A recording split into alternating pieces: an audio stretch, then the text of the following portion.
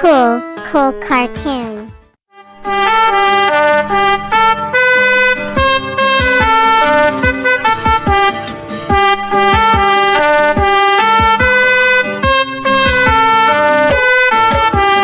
एक मोटा हाथी घूमने चला, बारिश के मौसम में जाके वो फंसा।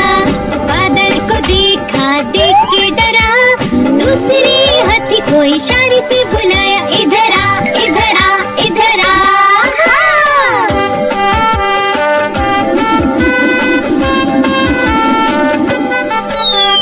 दो मोटे हाथी घूमने चले, पतले से रास्ते में जाके वो फंसे।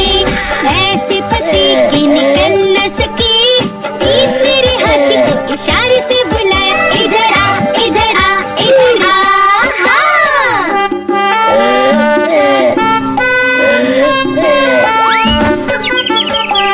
तीन मोटे हाथी घूमने चले, छोटी सी साइकिल पर जाकर वो बैठे। साइकिल तो छोटी, बैठ न सकी, चौथे हाथी को इशारे से बुलाया, इधर आ, इधर आ, इधर आ।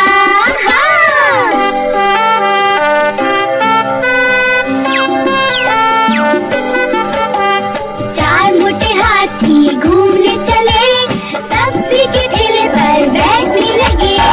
ठेला जो टूटा, नीचे वो गिरे, पांचवे हाथी को इशारे से बुलाया, इधर आ, इधर आ, इधर आ।